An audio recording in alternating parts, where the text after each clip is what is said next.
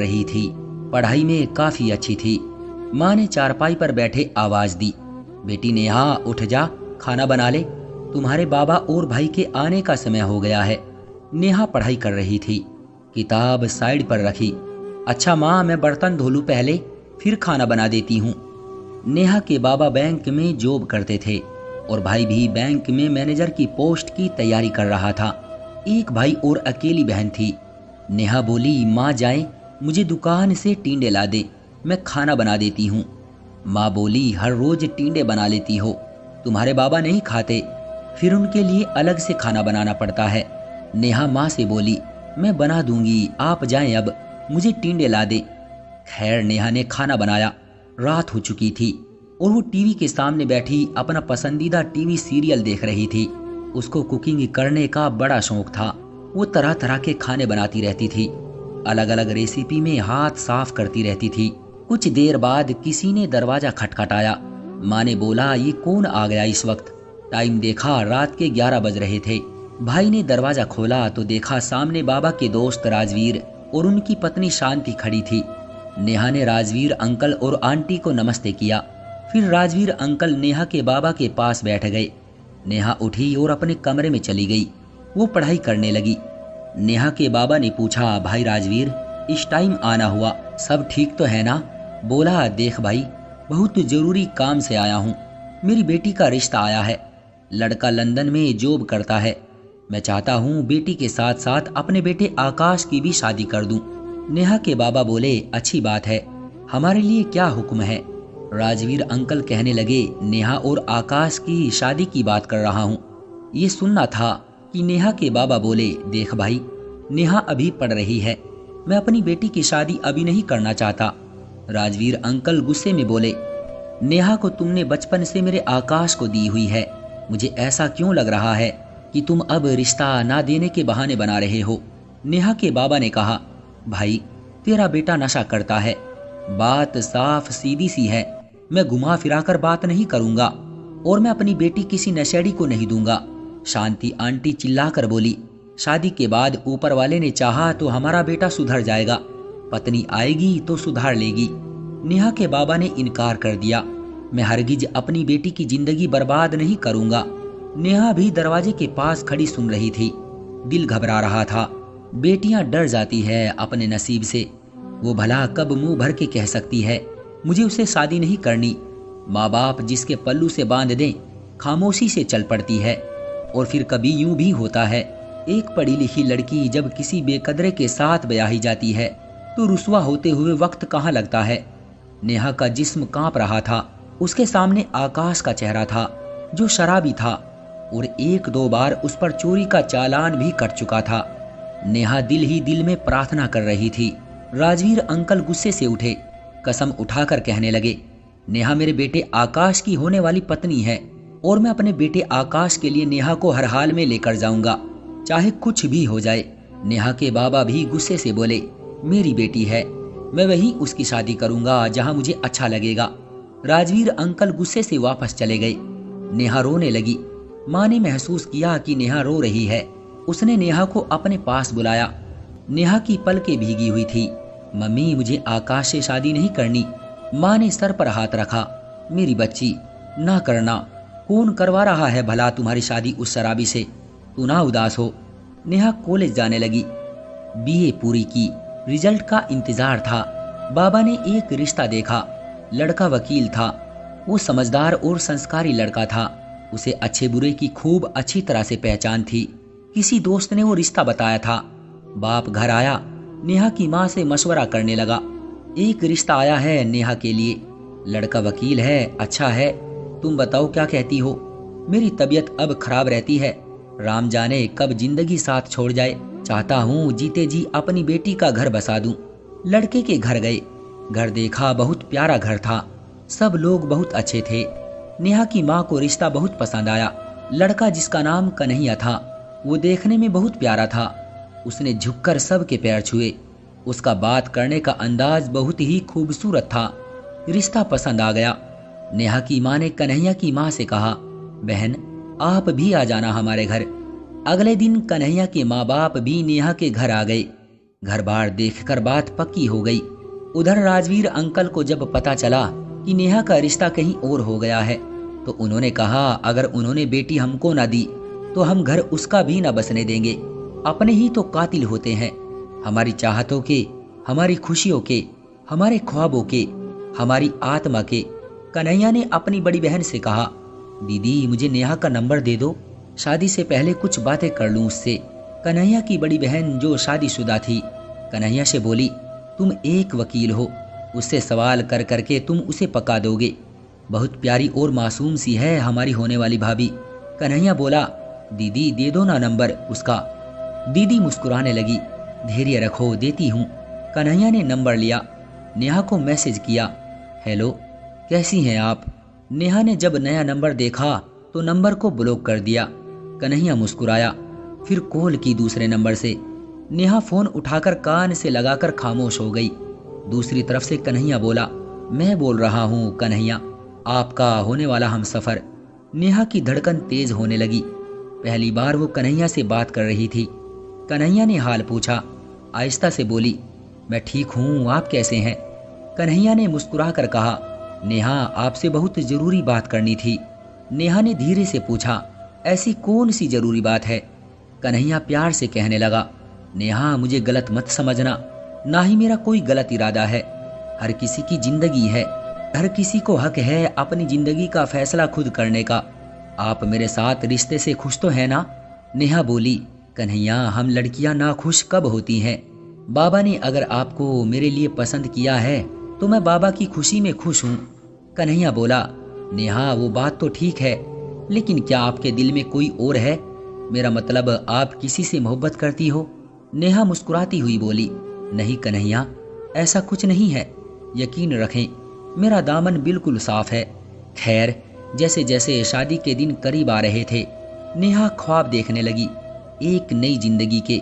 कन्हैया से कुछ दिन बात करके ही नेहा को कन्हैया से मोहब्बत हो गई थी।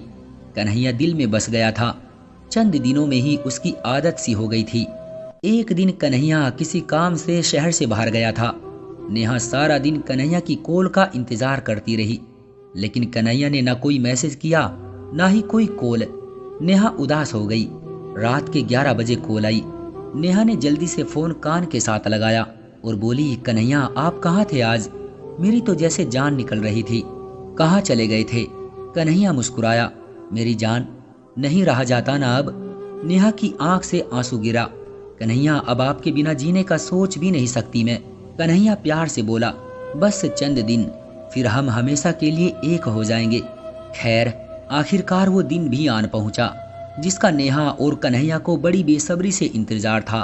ढोल शहनाई बजाई जा रही थी, हर तरफ खुशियों का समा था। नेहा दुल्हन बनी बैठी हुई थी, बिल्कुल परी लग रही थी। बारात पहुंची। नेहा बहुत खुश थी। शादी का वक्त हुआ। दोनों ने एक दूसरे के साथ जिंदगी भर साथ निभाने के वचन भरे। शादी हो गई और वो दोनों एक दूसरे के हमसफर बन गए। लेकिन अभी किस्मत का खेल बाकी था। अभी एक कयामत बाकी थी। यहाँ कोई तूफान आना बाकी था। दोनों परिवार पर एक कयामत टूटनी थी। शादी हुई ही थी कि राजवीर अंकल का बेटा आकाश शराब पीकर नशे में धुत हाथ में गन पकड़े हुए शादी हॉल में दाखिल हुआ और कन्हैया की तरफ फायरिंग शुरू कर दी, जिसमें कन्हैया के बाबा को गोलियां लगी जो वहीं पर तुरंत दम तोड़ गए। एक गोली कन्हैया को भी लगी थी। कुछ बाराती भी जख्मी हुए। आकाश नशे में था। चिल्लाकर बोला, सबको मार दूंगा जो मेरी नेहा को लेने आएगा। नेहा मेरी है, मैं उसको अपना बनाकर रहूंगा। कन्हैया के कांधे पर गोली लगी थी, खून बह रहा था। लोग इकट्ठे हो गए। आकाश को पकड़ लिया। पुलिस आ गई। आकाश को गिरफ्तार कर ले गई। दुनिया बदल चुकी थी। वो दुल्हन को लेने आया था। बाबा का कत्ल आंखों के सामने हो गया था। हर तरफ सन्नाटा फैल गया था। जिंदगी की कैसे काया पलटी, पल भर में किसी को पता भी न था। नेहा को जब पता लगा तो तुरंत ही सदमे से बेहोश हो गई। जल्दी से कन्हैया को अस्पताल ले जाया गया। नेहा अपने कमरे में बेहोश दुल्हन बनी पड़ी रही। फिर जैसे ही नेहा को होश आया तो कन्हैया के घरवाले नेहा को ये कहकर बीच में ही छोड़ गए कि ये मनहूस है, इसके यार ने हम पर कयामत गिरा दी है। इधर अपनी बेटी को बदनाम होता देखकर नेहा के बाबा को भी दिल का दौरा पड़ गया। और वो भी चंद मिनटों में ही इस बेरहम दुनिया से चल बसे। ये जिंदगी जब दर्द देती है तो जीना सजा कर देती है। नेहा के हाथों पर मेहंदी लगी, लाल जोड़ा पहने हुए। न जाने उसके कितने अरमान थे, कितने ख्वाब थे, कितनी खुशियां थी। वो एक लाश बनी दीवार के साथ लगी बैठी थी। कन्हैया का नंबर मिला रही थी, लेकिन नंबर बंद आ रहा था। बाबा का अंतिम संस्कार हुआ। वो चुपचाप बैठी हुई थी। उसे तो यकीन ही नहीं हो रहा था, पल भर में ये सब कैसे हो गया। कन्हैया अस्पताल में था।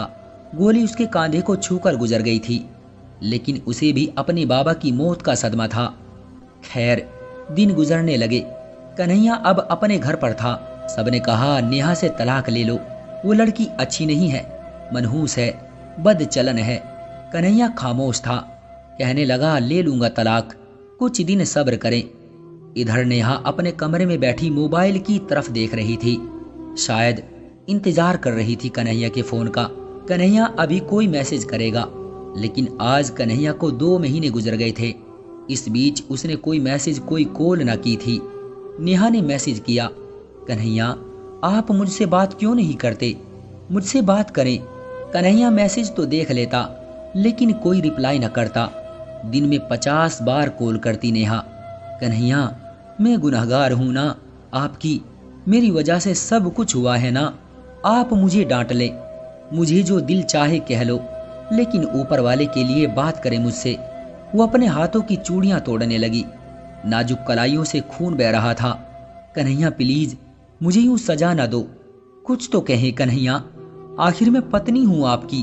तो कन्हैया ने मैसेज भेजा, नेहा मुझे अब मैसेज ना करना, बस 1-2 दिन तक तलाक के पेपर भेज दूंगा।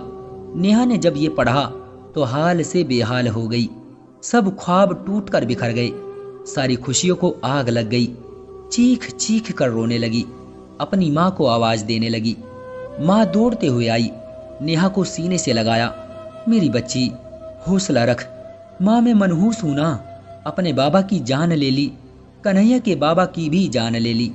माँ ने बहुत समझाया, बेटी ऊपर वाले की लिखी तकदीर पर राजी हो जा, जरा सब्र से काम ले, ईश्वर सब बेहतर करेगा। नेहा खामोश हो गई। खाना छोड़ दिया, जैसे एकदम एक दुख अंदर ही अंदर खाए जा रहा था। उन्होंने दहेज का सामान कन्हैया के घर भेजा हुआ था। कन्हैया की बहन की कॉल आई, अपना सामान ले जाए उठाकर। नेहा ने फोन किया, कन्हैया फोन बंद ना करना, बस एक बार बात कर लो मुझसे, फिर चाहे तलाक दे देना। कन्हैया गुस्से से बोला, हाँ सुन रहा हूं, बोलो। हाय, नेहा थकन भरी आवाज में बोली, कन्हैया मेरा क्या कसूर है, मुझे कौन से गुनाह की सजा मिल रही है, मैंने क्या किया है कन्हैया, आप मुझे तलाक देकर छोड़ जाएंगे, लेकिन मैं तो मर जाऊंगी ना, मेरी बात सुने, पत्नी हूं आपकी, आपके हाथ में है मेरा जीना मेरा मरना। बहुत से ख्वाब थे मेरे आपके साथ, बहुत अरमान थे मेरे, सब खत्म हो गए, अब कुछ बचा ही नहीं मेरी जिंदगी में। कन्हैया बहुत सारा ख्याल रखना अपना, एक बात कहूँ, सब कुछ वापस ले जाना मुझसे अपना, लेकिन मंगनी की अंगूठी जो आपने खुद पहनाई थी वो मेरे पास ही रहने देना। कन्हैया बहुत बहुत ख्याल रखना अपना, और हाँ माफ कर देना मुझे, मैं पागल ही हूँ, कुछ भी कहती रहती हूँ। कन्हैया तुम सुन रहे हो ना। कन्हैया खामोश था। ठीक है नेहा, सो जाओ, रात का 1 बज रहा है। नेहा मुस्कुराने लगी, नींद कहाँ आती है भला सजाए मौत के कैदी को। जब कैदी को पता चल जाए कि सुबह उसको फांसी चढ़ना है तो वो कब सो पाता है। कल आपने मुझे तलाक देनी है कन्हैया मेरी जान, कैसे सोच सकती हूँ नींद का, लेकिन आप कहते हैं तो कोशिश करूंगी सोने की, हो सकता है हमेशा के लिए आंख लग जाए, मुझे सुकून मिल जाए। कन्हैया ने फोन बंद कर दिया। नेहा आंखें बंद करके लेट गई। आंखों से न जाने क्यों आंसू बह रहे थे। सुबह हुई, सब घर वाले बैठे थे। माँ बहन भाई भाभी चाचा चाची कहने लगे, कन्हैया आज तलाक लेकर जान छुड़वा लो उससे। तभी कन्हैया धीरे से बोला, मम्मी मैं नेहा से तलाक नहीं लूंगा। मम्मी उस बेचारी का क्या कसूर है, उसको किस जुर्म की सजा दे रहे हैं हम। मम्मी हम किसी और के गुनाह की सजा उस बेगुनाह पर क्यों जुल्म करें। वो पिछले 3 महीने से मेरी खुशामद कर रही है, मुझसे अपना कसूर पूछ रही है। भाई आप ही बताएं, क्या कहूँ उससे, कि मैं मर्द हूं और तुम औरत हो। बस तुम्हारा गुनाह औरत होना है। भाई, हमारे बाबा दुनिया छोड़े हैं तो अपना बाप उसने भी खोया है। हम गुस्से में अपनी नाक को ऊंचा दिखाने में उसकी जिंदगी क्यों बर्बाद करें। चाची जान, आप कहती हैं वो मनहूस है, आप कैसे किसी को गुनाहगार ठहरा सकती है। कन्हैया सभी के सामने हाथ जोड़कर बैठ गया। नेहा इस घर की इज्जत है, मेरी पत्नी है, मैं उसको तलाक नहीं दूंगा। मुझे माफ कर देना मम्मी, मैं एक गैरतमंद मर्द हूँ। बस बहुत हो चुका, मैं तो अब नेहा को लेने जा रहा हूँ। माँ ने मुस्कुरा कर कहा, बेटा हमें माफ कर दे, हम गुस्से की आग में उस बेचारी को गुनाहगार बना बैठे थे। फिर कन्हैया नेहा के घर आया। नेहा भी सुबह सुबह अपने कमरे में गुमसुम बैठी हुई थी। कन्हैया घर में दाखिल हुआ। नेहा की माँ ने सर पर हाथ फेरा। बेटा तलाक के पेपर मुझे दे दो, नेहा को रहने दो। कन्हैया बोला, आंटी नेहा को बुलाए जरा।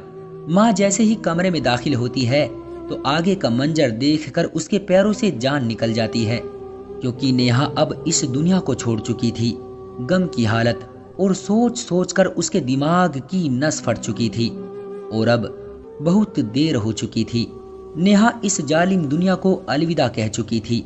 एक गलत कदम कितनों की जान ले गया। तो दोस्तों, उम्मीद करता हूँ कि हमारी आज की कहानी भी आपको पसंद आई होगी। आपका क्या कहना है इस कहानी के बारे में? क्या वाकई कन्हैया ने सही फैसला करने में देरी कर दी? कमेंट करके हमें जरूर बताएं। वीडियो को लाइक कर दीजिए और इसी तरह की कहानियां लगातार देखने के लिए चैनल को सब्सक्राइब करके घंटी को दबाकर ऑल पर सेट कर लीजिए, ताकि आने वाली वीडियो का नोटिफिकेशन आपके पास तुरंत पहुंचे। मैं मिलता हूं आपसे अगली वीडियो में, तब तक के लिए धन्यवाद।